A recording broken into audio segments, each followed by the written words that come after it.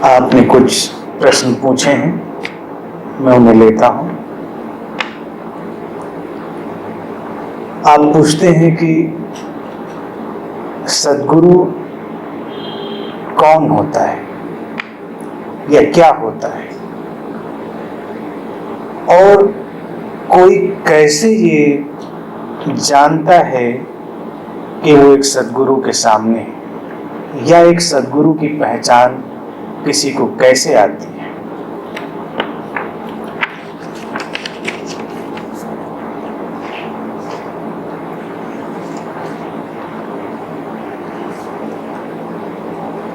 सद्गुरु अस्तित्व की एक सर्वाधिक रहस्यमय घटना है। गुरु के नाम से दिखाई देने वाली हर घटना सद्गुरु नहीं होती, या हर वो व्यक्ति जिसे हम गुरु की तरह जानते हैं सद्गुरु होता ही है, आवश्यक नहीं। सद्गुरु एक अनुपस्थिति है, एब्सेंस।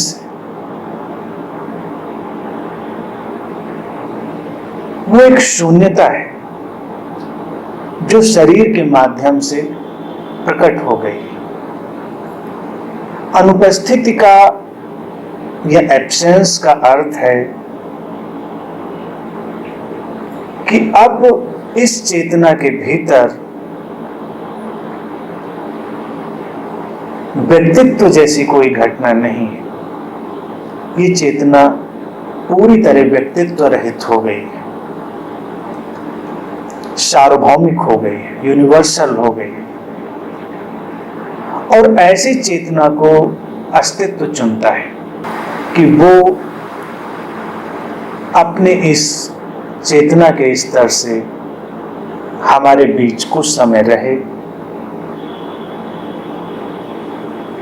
जो लोग इस ओर आगे जा सकते हैं उन्हें सहायता पहुंचाए। कोई भी व्यक्ति सद्गुरु बनने की महत्वाकांक्षा से सद्गुरु नहीं बनता। वो फैक्ट्री में नहीं बनते, या उनके कोई विश्वविद्यालय नहीं होते, उनके कोई क्लासेस भी नहीं होते, कोई ट्रेनिंग भी नहीं होती। आजकल तुम जितने 98-99% गुरु लोगों को जानते हो, वो सब फैक्ट्री मेट है। ये उनकी निंदा नहीं है, ये वस्तु स्थिति है। सद्गुरु कभी कभी होता है, वो अस्तित्वगत घटना है, एग्जिस्टेंशियल इवेंट है। वो अगर ना भी चाहे तो अस्तित्व की दिव्य शक्तियां उसे उस स्थिति में लाकर खड़ा कर देती। तुम भगवान बुद्ध के जीवन से परिचित हो कि जब वो बोध को उपलब्ध हुए तो पहली बात जो उनके भीतर प्रकट हुई वो यही थी कि मेरे रहने का कोई औचित्य नहीं, मेरे रहने का कोई कारण नहीं है।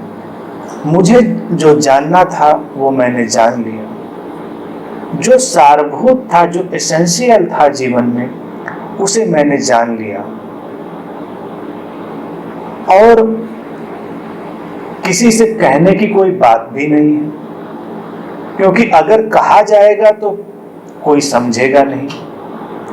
समझता वही है जो समझना चाहता है, इसलिए बोलने, बताने, समझाने की कोई प्रासंगिकता नहीं। वो मौन हो गए। उन्होंने ये भी अनुभव किया कि जिसे नहीं समझना है और नहीं जानना है इस क्षण में, वो सारे प्रयासों के बावजूद नहीं समझेगा। तो कोई कारण नहीं किसी क्रिया का या किसी वार्तालाप का। तो घटना है, सुंदर घटना है, प्रतीकात्मक घटना है। आवश्यक नहीं कि ऐसा सचमुच में हुआ हो।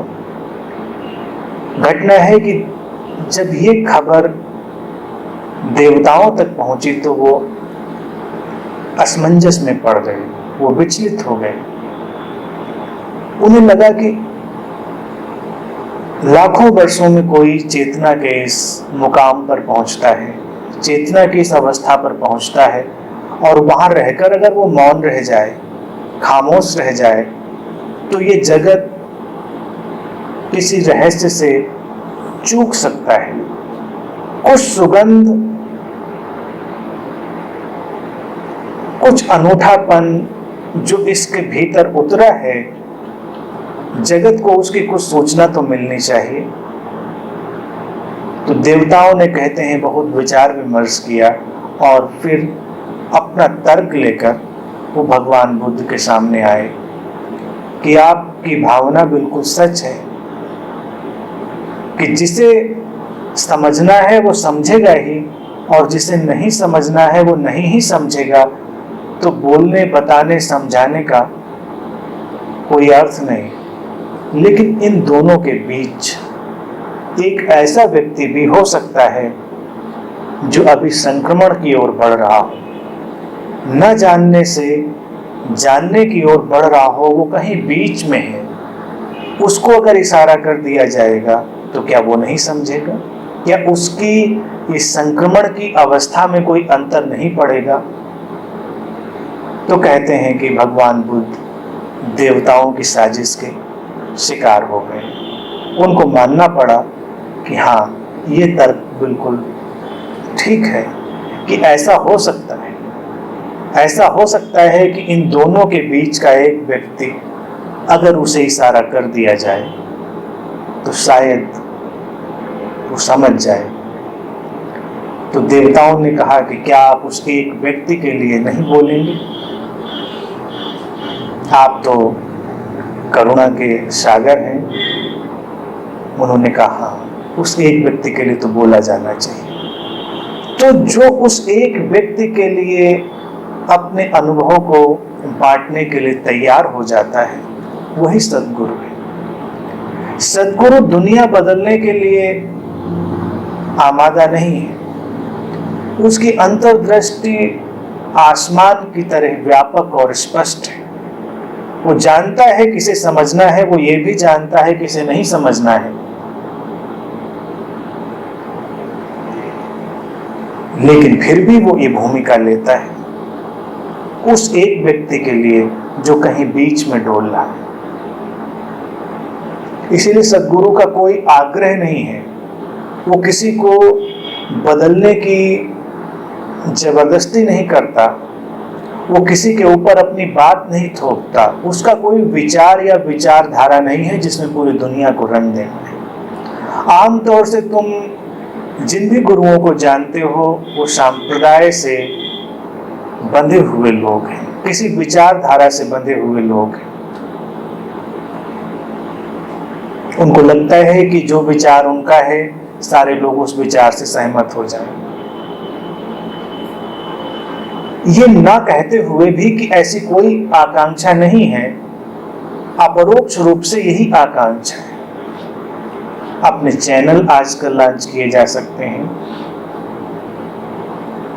भांति भांति से डायरेक्ट, इनडायरेक्ट, परोक्ष अपरोक्ष रूप से अपने विचार में कन्वर्ट करने की चेष्टा करी जा सकती है। सद्गुरु वो है जो किसी को अपने विचार में कन्वर्ट नहीं कर रहा है। उसकी ऐसी कोई आकांक्षा ही नहीं, वो तो आकांक्षा से परे है। वो तो ऊर्जागत सहयोग तुम्हें दे रहा है, जिसके भीतर भी वो खिलावट, वो फ्लावरिंग करवट ले रही है। उस फ्लावरिंग में बस वो एक कैटालिटिक एजेंट की तरह से काम कर रहा है। कैटालिटिक एजेंट वो होता है जो किसी प्रक्रिया में सीधी भूमिका नहीं निभाता, लेकिन उसकी उपस्थिति से वो प्रक्रिया संपन्न हो जाती है। कैटालिटिक एजेंट उसमें कोई शामिल नहीं होता, उसकी उपस्थिति से हो जाता है। तो सद्गुरु एक ऐसी उपस्थिति है। विचारों का बेशक वो उपयोग करता है, लेकिन वो विचार कोई विचारधारा नहीं है, वो कोई इज्म नहीं है। वो विचार केवल उस अनमैनिफेस्टेड, उस विराट अव्यक्त ऊर्जा के माध्यम है। वो भी शब्दों का उपयोग करता है, लेकिन वो शब्द तुम्हारे ऊपर किसी भारी बोझ की तरह टिक जाने के लिए नहीं है।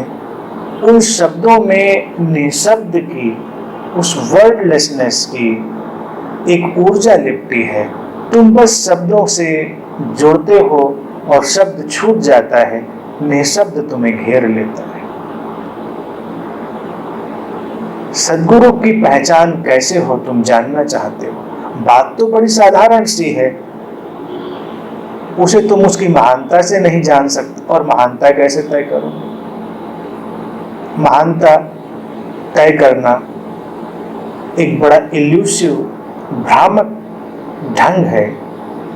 तुम्हारे टीवी चैनल क्या महानता तय कर सकते हैं, या कोई सर्वे उनकी महानता को तय कर सकता है, या कितने फॉलोअर्स हैं इससे महानता तय होगी, कितने देशों में कितने सेंटर खुल गए हैं इससे महानता तय होगी। महानता तय करने का आज तक कोई पैमाना बना ही नहीं। ये एक आंतरिक गुणवत्ता है, ये एक इनर क्वालिटी है। मेरी दृष्टि में महानता तय करना उस आंतरिक गुणवत्ता से संभव है अगर तुम उसे अपने अंदर समझ सको। जिस किसी व्यक्ति के पास बैठकर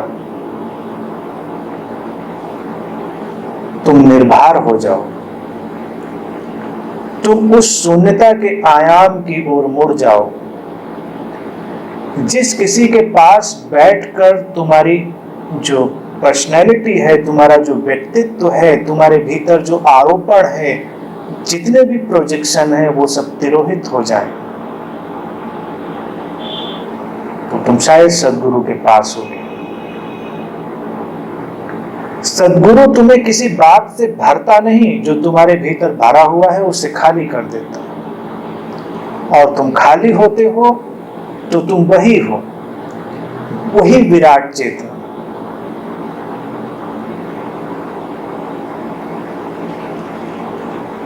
इसीलिए सद्गुरु के पास बैठकर आवश्यक नहीं कि तुम बड़ा ज्ञानी अनुभव करो या तुम्हें गहरी आध्यात्मिक अनुभूतियां घटें, ऐसा भी आवश्यक नहीं। बस तुम शून्य हो जाओगे, तुम खाली हो जाते हो। ये खाली हो जाना, यही उपलब्धि है, यही बोध है। इसीलिए सद्गुरु की पहचान के लिए किसी बाहरी तत्व की आवश्यकता नहीं है, उसके लिए तुम्हें अपने भीतर मुड़ना होगा। साधना की इतनी ही उपादेयता है, इतनी ही उपयोगिता है साधना की, तुम अपने अंतर जगत में इस तरह से ट्यून हो कि कभी कोई सद्गुरु तुम्हारे पास हो तो तुम उसे पहचान लो। और तुम यकीन मानो, अगर तुम उस पहचान के साथ, उस सद्गुरु के साथ बस ठहरते हो, तो बोध ऐसे ही घट जाता है जैसे सुबह सूरज उगता है और स्वाभाविक रूप से फूल खिल जाते हैं। सूरज की किरणें स्पर्श करती हैं कलियों को और वो खिल जाती हैं, कोई प्रयास नहीं, बस एक स्पर्श और खिलावट हो गई। ऐसे ही सद्गुरु का स्पर्श, उसकी ऊर्जा का स्पर्श तुम्हें तुम्हारी आंतरिक खिलावट से भर देता है। तो साधना वो ट्यूनिंग है जिससे तुम अपने भीतर उसकी गुणवत्ता को पहचान सको, उसकी उपस्थिति को पहचान सको। उसके पहले कोई उपाय नहीं है पहचानने का।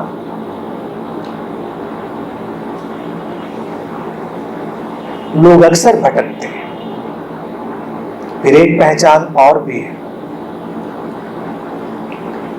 पहचान ये है कि जहां तुम्हारी खोज समाप्त हो जाए। तुम खोजते हुए भटक रहे हो, लेकिन कोई चेतना ऐसी होती है जहां तुम पहुंचते हो और तुम्हें लगता है कि अब ये जो भटकने की, खोज करने की वृत्ति थी, ये गिर गई, तुम ठहर गए, तब घटना घट जाती है। तब घटना सहज और स्वाभाविक ढंग से घट जाती। लेकिन क्या हर व्यक्ति ऐसी चेतना तक पहुंच सकता है? प्रश्न ये भी है। इस प्रश्न में एक प्रश्न ये भी फिर उठेगा, क्या हर व्यक्ति ऐसा पहुंचना चाहता है? जो पहुंचना चाहता है वो पहुंच जाता है। जब तुम्हारी तैयारी पूरी होती है तो सद्गुरु तुम्हारे लिए प्रकट हो जाता है। वो स्थान और समय से परे, इसलिए कभी उसे सीमाओं में बांध कर नहीं देखना चाहिए। एक साधक सद्गुरु को खोज नहीं सकता। कभी किसी साधक ने सद्गुरु को खोजा ही नहीं। वास्तविकता तो यह है कि सद्गुरु ही तुम्हें खोजता है। वो जानता है कि तुम किस यात्रा से गुजरे हो, किन पड़ावों से गुजरे हो। तुम तो नहीं जानते। तुम तो टटोल रहे हो अंधेरे में। तुम अंधेरे में तीर चला रहे हो। प्रायः तो तुम्हें वही सद्गुरु जान पड़ता है जो तुम्हारे अहंकार को पोषण दे दे, तुम्हारे अहंकार के गुब्बारे में जो हवा भर दे, या तुम्हारी वासनाओं में थोड़ा ईंधन और डाल दे, या तुम्हारी जड़ता जिसको तुमने अपना जीवन मान रखा है उसे सहारा और सांत्वना दे दे, तो वो तुम्हें बिल्कुल सद्गुरु जैसा जान पड़ेगा। इसीलिए ऐसे लोगों के पास ही भीड़ इकट्ठी होती है। ऐसा नहीं कि सद्गुरु के पास भीड़ इकट्ठी नहीं होती, लेकिन कोई आवश्यक नहीं कि भीड़ इकट्ठी हो। लेकिन जो तुम्हारे अहंकार को पोषण देता है उसके पास भीड़ इकट्ठी ही होगी, आवश्यक। नियम के अंतर्गत तुम्हारे बीच से किसी भी व्यक्ति को उठाकर कितना भी महान गुरु बनाया जा सकता है, कभी भी इस पर प्रयोग किया जा सकता है। बस तुम लोगों के अहंकार को हवा देना प्रारंभ कर दो और तुम्हारे भक्तों का तांता लग जाए। लेकिन भक्तों के तांते लग जाने से कोई ये बात तय नहीं होती कि तुम उपलब्ध हो गए हो। मुझे तो ऐसे भी गुरु मिलते रहे हैं जो बड़ी मुश्किल में पड़ गए, उनके अनुयायी भी बन गए हैं और उन्हें उपलब्धि भी नहीं हुई है। अनुयायी उनके मानते हैं कि वो उपलब्ध हो गए हैं और वो मार्गदर्शन दे सकते हैं, और वो बेचारे भीतर जानते हैं कि मैं मार्गदर्शन नहीं दे सकता, मैं क्या करूं। उनको नाटक भी करना पड़ता है क्योंकि अपनी दुकान भी चलाए रखनी है, तो मार्गदर्शन देने का नाटक भी करते हैं, अंदर अंदर बेचैन भी होते हैं। ऐसे गुरुओं से ही समाज पटा पड़ा है। उनकी मुश्किल और पीड़ा बड़ी भारी है, तुम अनुमान भी नहीं लगा सकते उस पीड़ा का। हालांकि अगर तुम अभी एक सर्वेक्षण करो तो साधक बनने के बजाय गुरु बनने की ही आकांक्षा लोगों में ज्यादातर पाई जाती। तुम्हें लगेगा कि ऐसा नहीं होता, लेकिन तुम एक सर्वे करो और तुम थोड़ा गहरे से टटोलोगे तो तुम पाओगे कि लोग गुरु बनने की दौड़ में ही लगे। तो आजकल क्या होता है कि इस अहंकार को संतुष्ट करने के लिए कई संस्थाएं सब्स्टिट्यूट अरेंजमेंट कर देती। पहले मुश्किल हो जाती थी, पहले ऐसे सब्स्टिट्यूट अरेंजमेंट नहीं थे, तो अक्सर तुमने सुना होगा कि मठों को, आश्रमों को कब्जा करने के लिए लड़ाई झगड़े हत्याएं तक हो जाती थी और शिष्यों में बड़ी अंतर्कलह चलती थी, एक बड़ा द्वंद्व पैदा हो जाता था, बड़ी अहंकार की दौड़ चलती थी। लेकिन इसमें है क्या? क्या ये कोई महत्वाकांक्षा की दौड़ है? ये कोई प्रेसिडेंट या प्राइम मिनिस्टर बनने जैसी कोई बात तो है नहीं सद्गुरु। लेकिन ऐसा होता है कि महत्वाकांक्षा के चलते हुए कोई अपना एक आभा मंडल पैदा करने की कोशिश करता है। तो आजकल ये परंपराएं जब आजकल के गुरुओं ने समझी, तो मैं इसको भी उनकी कुशलता समझता हूँ, उनका विवेक समझता हूँ। और आजकल की जो मैनेजमेंट इंजीनियरिंग है, इंटेलेक्चुअल इंजीनियरिंग है, उसका अच्छा परिणाम समझता हूँ। तो उन गुरुओं ने समझा कि पहले ऐसी अड़चनें हो जाती थी, तो अब सब्स्टिट्यूट अरेंजमेंट कर दिया गया कि हम लोगों को गुरु बनने का थोड़ा रस दे दें। तो बहुत सारे संस्थानों में तुम देखोगे फैसिलिटेटर, टीचर्स और भांति भांति के ऐसे ही तरह तरह के नाम क्रिएट करके उनको छोटी छोटी सब्स्टिट्यूट गुरु की भूमिका दे दी जाती है कि कम से कम तुम किसी को गाइड करने का किस आनंद ले रहे हो। भले तुम ये इनकार करो कि नहीं मैं केवल माध्यम मात्र हूँ, मैं तो बस फैसिलिटेट कर रहा हूँ। तुम किसी की तस्वीर भी लगा सकते हो पीछे, कुछ भी कर सकते हो, लेकिन वस्तुतः तुम सुख उसी बात का ले रहे हो। फिर अतीत में ये भी गवाह है कितने फैसिलिटेटर थे जो गुरु बनने की होड़ में लग गए। बड़ी खींचातानी और आपाधापी चलती है उस व्यवस्था में। अगर जाएंगे इतिहास के पन्ने पलटेंगे तो तुम बहुत कुछ ढूंढ पाओगे। वस्तुतः इन बातों में जानने की आवश्यकता नहीं। मैं तुमको ये बताना चाह रहा हूं कि ये गुरु की घटना कोई सामाजिक घटना नहीं। तो जिस किसी व्यक्ति में तुम मार्गदर्शन देने की उत्तेजना देखना, उससे तो भाग जाना। वो तो सद्गुरु हो ही नहीं सकता। जिसको तुम्हें मार्गदर्शन देने की बड़ी इच्छा हो, वो सद्गुरु नहीं हो सकता। सद्गुरु बहुत तटस्थ है, वो एक शून्यता की तरह है। जिसे जैन सद्गुरु कहते थे कि सद्गुरु चांद की ओर उठी उंगली जैसा है। बड़ी सुंदर बात है, छोटी सी बात है, लेकिन जैन सद्गुरुओं ने ये जो बात कही, इसमें पूरा निचोड़ है कि वो चांद की ओर उठी उंगली जैसा है, इशारे जैसा है। तुम इशारा समझोगे तो तुम्हारे काम का है, तुम इशारा नहीं समझोगे तो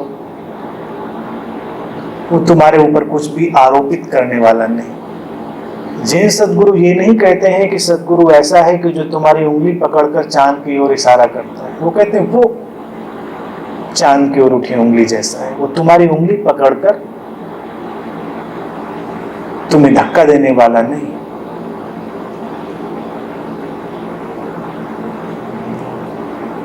नीरज ने कहीं लिखा था कि मत सोच कि वो सिएगा तेरी चादर भी, वो तो बस सुई में धागा पिरोने वाला है। सद्गुरु बस ऐसा ही है जो सुई में धागा पिरो देता है, सुई छोड़ देता है। तुम चाहो तो चादर सी लो, ना चाहो तो वो तुम्हें इतना भी बाध्य नहीं करेगा कि चादर सीना कोई बहुत जरूरी है। जहां कहीं किसी प्रकार की बाध्यता है, वहां बंधन है। सद्गुरु एक परम मुक्ति है, परम स्वतंत्रता है। वो एक प्रेम का और अनंतता का आमंत्रण है। तुम उसके पास होते हो महज प्रेम के कारण। जब किसी के पास तुम प्रेम के कारण ही हो सको, वो तुम्हारे लिए सद्गुरु हो जाता। मैं तो यहां तक तुमसे कहना चाहूंगा कि तुम अपने प्रेमी या प्रेयसी के पास भी अगर महज प्रेम के कारण ही उपस्थित हो जाओ, तो वही तुम्हारे लिए अस्तित्व के द्वार खोल देगा। चाहे थोड़ी ही देर के लिए वही तुम्हारे लिए सद्गुरु की भूमिका निभा देगा। या तुम किसी नदी, झरने, किसी पहाड़, पेड़, कहीं भी तुम अगर मात्र प्रेम के कारण उपस्थित हो जाओ, तो वही व्यवस्था तुम्हारे लिए सद्गुरु का काम कर देगी, तुम्हारे लिए द्वार खोल देगी। भारत में यूं ही नहीं मनीषियों ने तुम्हें नदियों की पूजा करना, पहाड़ों की पूजा करना, पत्थरों की पूजा करना, पेड़ों की पूजा करना सिखा दिया। अब वो एक अंधविश्वास में बदल गया कि जिसको देखो वो कहीं पेड़ के पास बैठा है, किसी पत्थर के पास बैठा है, कहीं कोई एक आंतरिक ज्वर में, एक इनर फीवर में सारे कर्मकांड किए चला जा रहा है।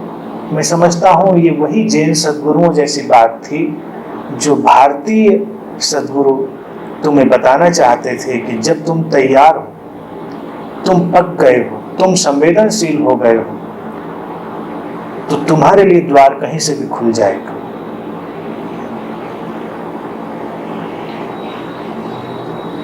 और तुम तैयार नहीं हो तो तुम महान से महान सद्गुरु के पास पूरा जीवन बिता दो और कोई भी द्वार नहीं खुलेगा।